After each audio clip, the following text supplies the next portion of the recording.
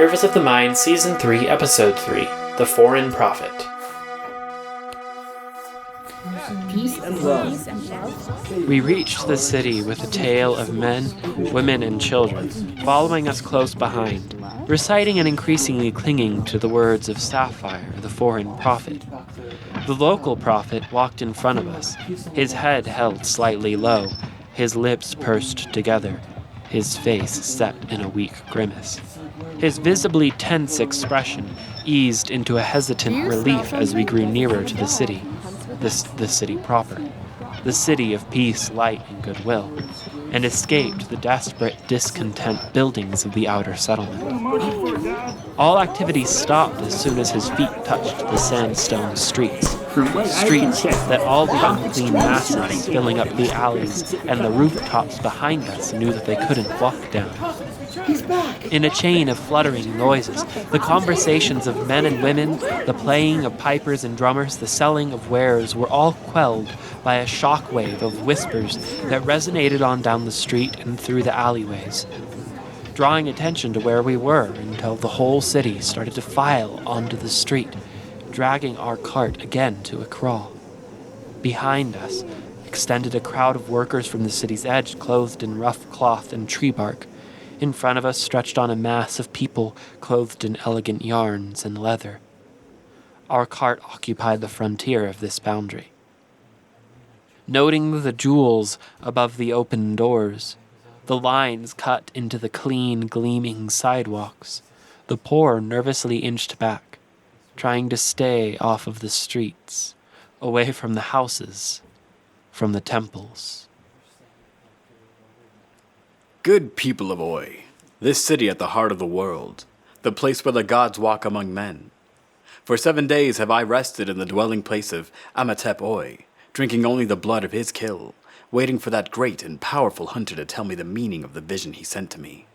The vision was a warning, which you all must heed. Already, there have been cows fallen sick, as you very well know, and the custom prescribed to us by Shedalai Oi the shepherd says that we must cordon off the sick cows and slaughter them if they are not better after a fortnight. Indeed, this custom must not change, but I, Amatep, warns you. The cows must be burnt, not eaten, and must not be taken for leather, or the city will fall to a great plague. This is the will of Amatep. Anyone who violates his decree shall be chased into the wilderness by our city's greatest hunters, and slain, their body burnt, and cast into the doldrums, for they will have violated no law of man, but the law of Amatep, god of the hunt, and he will demand revenge. Moans and whispers of dissatisfaction blended with mystified hums and acquiescent groans. No beef blood for the rituals, no cow hearts for the next harvest festival, no leather to make fresh garments for the next spirits' night. The price of leather in the merchants would rise. The fishermen wondered if they could catch enough fish to satiate the hunger of the people. A trio of hunters, in jest, began to make jokes about what fun it would be to exact the punishment prescribed. An elderly priest in the temple of Shedalai Oi nodded with satisfaction in hearing his god receive some exposure. A drummer and a flautist took advantage of the momentary distraction to copulate in a temple dedicated to Naira, god of death. Having given the people enough time to process his edict, the prophet raised one hand into the air. Quiet! Listen to me, for there is more that I must tell you. On my return from the home of Amatep, I encountered a great and powerful foreign prophet, just as the one I foretold to you. Her name is Sapphire Oi, prophet of the kingdom of 2017 idols, a faraway kingdom. Wandering deeper into the doldrums than any man has ever gone, Sapphire killed a ghost bird and stripped its bones of meat when it attacked her manservant John. The spirits have sent Sapphire as a blessing to the city. She is the foreign prophet of whom so many have spoken, of which so many hymns and songs have been sung. She comes bearing a message of peace and love. Peace, and that men must know order, and not backslide into quarreling. Love, and that men must show the gentleness of a father to all of a lower station. Well, actually, what I meant was... As the prophecy has demanded, Sapphire must be delivered to the temple which has been prepared for her, the temple of the foreign prophet. And so, on this auspicious occasion, I declare in accordance with Amatep the Red, Naira the Black, and Shedalai the White, together with all the spirits of this city, that henceforth this day, the 12th day of the time of low waters, shall be known as the day of the foreign prophet. All workers today must rest, save the shepherds in the fields. The streets shall fill with song and dance. Our mouths should feast on the bounty of this city. And we shall bear Sapphire to her temple in a grand parade, that she may join the ranks of our city's gods. The street erupted with dancing, and our cart started to move like a boat down the crowded street. Bless you, foreign prophet. The city smiles upon you, Said some of the people as we passed by.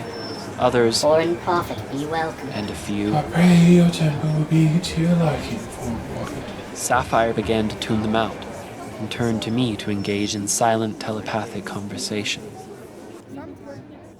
This is kind of far out, man. Where the fuck are we? Is this for real or are we tripping? It was difficult to put it to words. All of it felt real, but not tangible. The lingering traces of minds, real minds, stitched together every piece of the landscape. And I could sense it, but I couldn't formulate a way to explain it. We're not tripping, but I can't say for sure. This place seems familiar for some reason, and same with the people. And I know that Ryan's dead, but I can sense him here. He's somewhere hanging in between the buildings, lurking in their minds, and in our minds. But it's not just him, though. It's the other people. All of them. You don't think I'm gonna get sacrificed or anything? No. From what I can tell, Naira the Black told them to stop doing human sacrifices a long time ago. Plus, I mean, you're a ghost, so it's not like they can just, drive an obsidian blade through your heart or something, you know? This sounds crazy, but the prophet guy seems familiar to me. I swear to God, I've seen him before. But I can't remember where. In the lab? Maybe.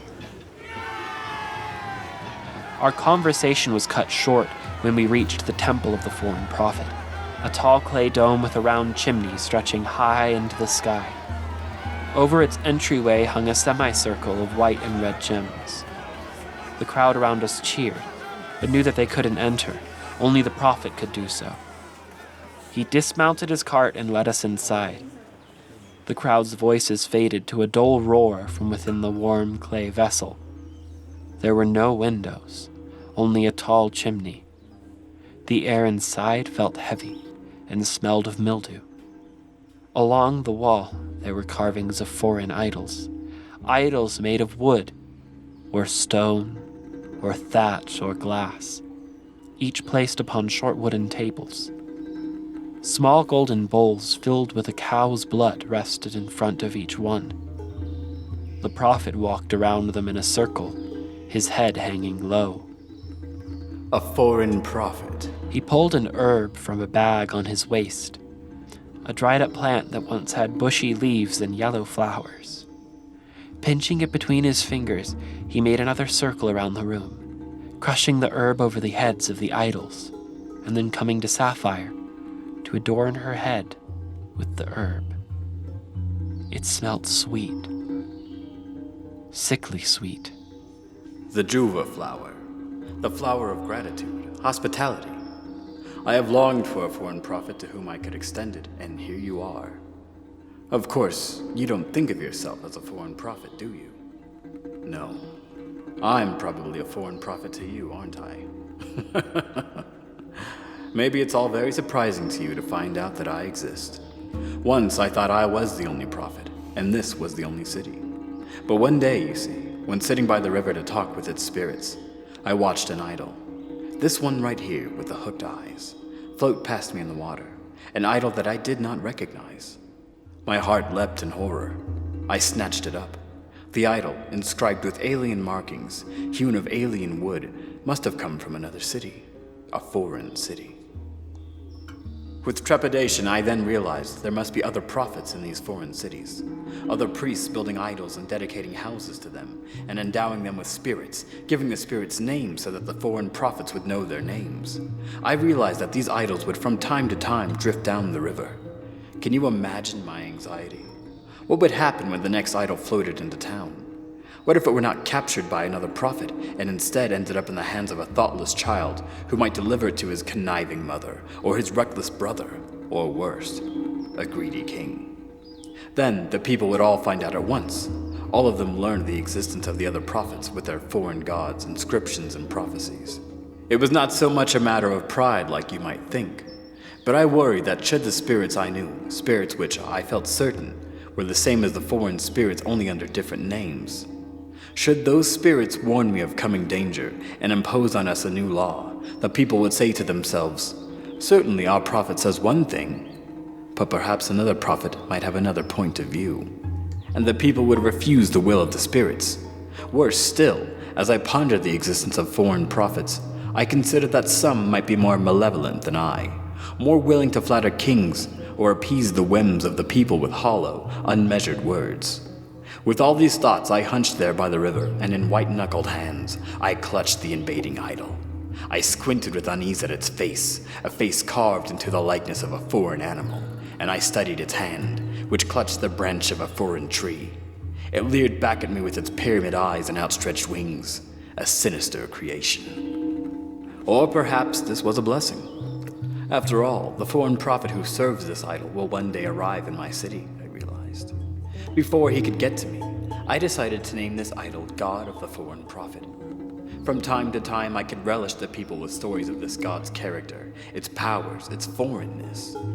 I prescribed a small temple for him, and all the other foreign gods who washed up on the riverbank, complete with rituals and rites to follow. They will welcome him in with open arms and will have known him, for they have already seen him through the door of the temple, the foreign prophet. The people would have heard me, a prophet that they trust, introduce his idol to them, and they would have seen me place him here in this temple. They would already know what to think, how to behave, the rituals and celebrations that must be performed for the foreign prophet. He would already have a place at our table, though never at the head. The foreign prophet would never be my equal, for I had made him, named and drawn him before their eyes could see him crawling from the horizon into the city. They might welcome that foreign prophet. They might feel touched by her appealing yet impossible words. But if the foreign prophet steps out of line, perhaps the local spirits may tell me of her unfitness. They will tell me the idols of the foreign prophet no longer deserves welcome, that they deserve a quick dragging from the town square back into the river where they came from. And then there will be no more foreign prophet in this city. Death to the foreigner! Death to the foreigner, they will shout, once they realize it is the righteous thing to do. But hopefully, the foreign prophet would not take advantage of my hospitality whenever they did arrive. A pliable, malleable foreign idol this was, set adrift on the river from another city. A gracious and excellent idol it was for letting me pluck it out of the river, permitting me to make the prophet it foreshadowed into a useful god before he or she, or it, could make any trouble. Like a man anticipating a great flood, I cast a levee break against his entry to harness his inevitable flood to the valley, reducing his advance to a slow and steady trickle, setting it at order, and using its forces to do the work of 1,000 oxen to keep the wheels of the city moving, to water the fields, and most importantly, to allow me to serve my people. As I'm sure you feel in your kingdom, my people are my God. I am their arms reaching out to heaven begging for rain. I am their hands that scour the floor of the forest, finding plants to cure their ills, their mouth prescribing burns of diseased bodies, their stomach digesting the mystery of a splintered world. My people are my God, and my God cannot think that I am replaceable. The prophet guy got super close to us, and I could smell that he didn't really brush his teeth that well, or ever. I could see the bloodstains from the rituals on his teeth. I could see the menacing and crazed look in his eye. He smiled and backed away to look at another one of the foreign idols, this one the shape of a huge wooden bird. He took a drop of the blood and smeared it on the eagle's face with his middle finger. That's kind of fucked up, right? What's he even saying? Like, is he trying to scare me or something? Yeah, probably. He led me towards the door. I was still kind of like, what the fuck? But I didn't want to incite some kind of riot or something with these people all riled up. On some level, it sounded like he almost had good intentions about the whole thing, as weird as that sounds. Like he honestly knows there's microbes or something in the sick cattle, but he can't tell the people not to eat the cattle without making some shit up about Amenhotep. But I felt shitty. I felt shitty because I was being used. I was like a weird puppet without even realizing it. I started to wonder if I really should have killed that bird anyway. I heard its wings behind me. I heard it crying in my mind, raising above the sound of the prophet, as he lifted my right arm up over my head and shouted, Amenhotep Oi, red god of the hunt, daring god who sculpted the trees from red clay, who slayed the great dragon and from him carved the whole world. Shedalai Oi, white god of the shepherd in the field, gentle god who led animals into the fields and hid jewels in the mountains. Naira, black god of the grave, patient god who feeds in the world with his broken body and cares for the ever-burning flames in the sky. All you spirits of the town, come out from your dwellings, for now there walks among us the foreign prophet, promised to us by her god, the river Yah. In the sight of most holy Oi, I bestow upon her this temple, and pray that she finds and keeps a peaceful home. I bestow upon her a godly name, Sapphire Oi, and present her to the people.